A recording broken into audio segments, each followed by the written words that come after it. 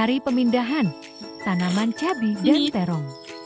Nah, ini dari kemarin ya, bibitnya udah dikasih tapi belum dipindah-pindahin karena nggak sempat. Nah, untuk penanaman cabai ini perlu lahan. Kalau misalnya kita nggak punya lahan, bisa di polybag.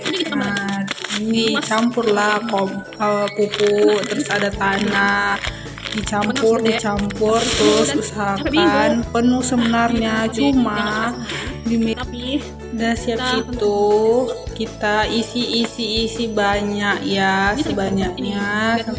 Oh iya, aku mau jelasin juga dulu, sebelumnya aku udah pernah nanam cabai. Nah, nanamnya dari yang kecil kayak gini, nggak memang dari bibit kan. Jadi aku sampai berbuah, udah jadi cabai, dan aku panen berkali-kali, udah hemat banget. Jadi buat yang nggak punya lahan, nggak ada kata nggak punya lahan, bisa dari polybag. Terus cara pemakaiannya itu, cara yang kita lakukan tiap hari itu disiram tiap hari, dan kita pantau. Kalau misalnya kurang, nggak mesti pakai yang termometer pH itu enggak, tapi kita lihat ciri-cirinya. Misalnya daunnya agak layu, misalnya daunnya kok ada bintik-bintik, nah kita pakai pestisida, kita pakainya. Nah, ada yang alami, ada yang sesuai kebutuhannya. Terus jangan lupa di polybag kita itu kita kasih juga pupuknya itu ya, untuk meningkatkan hasilnya, biar dia punya zat-zat yang bergizi buat tumbuh ke atas dan berbuah.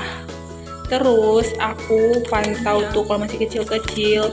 Nah, kalau udah banyak daunnya, aku kurangi dengan cara mencabut, dengan mempetik pada bagian bawah cabai itu. Nah, setelah itu jangan lupa tiap hari aku siram ya, tiap pagi. Cukup sekali aja sih kalau di aku, dan pagi kan aku nggak sempat, di siang dan sore itu aku nggak sempat. Dan kalau misalnya dia masih lembab, nggak usah disiram juga nggak apa-apa. Aku pernah sesekali itu nggak nyiram, tapi dia tetap hidup kok. Jadi nggak ribet buat tanaman cabai yang aku pernah buat ya. Aku rawat, seneng loh punya tanaman dan punya, apabila kita konsisten. Nah, kalau kita konsisten, pastilah buahnya banyak. Kita memperhatikan dan mengirit nih, bagi buat orang-orang anak kos, ibu-ibu tuh lagi, padahal kemarin tuh lagi tinggi-tingginya harga cabai.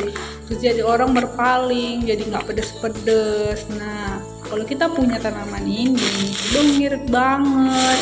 Dan ada rasa kebanggaan bahwasannya tanaman kita itu berhasil. Keren banget sih. Aku coba terus deh kalau misalnya ada, tapi harus belajar dari nol, karena ternyata kalau misalnya kita membibit sendiri itu ternyata perlu pembelajaran, karena bisa aja dia nggak jadi bibit yang kayak gini nih. Nah, jadi kita perlu ya, karena terus kalau misalnya kita mau beli, aku pernah dibeli ini sama mama ini, harga satu potnya itu 1.000. Jadi yang mau belajar terus belajar, dan semoga berbuah dan bisa jadi lahan pendapatan. Kalau misalnya pada skala besar, skala kecil gitu kan. Semangat. Ini juga ada terong, mau coba yang terong. Semoga hasilnya baik ya buat pemula. Before, after.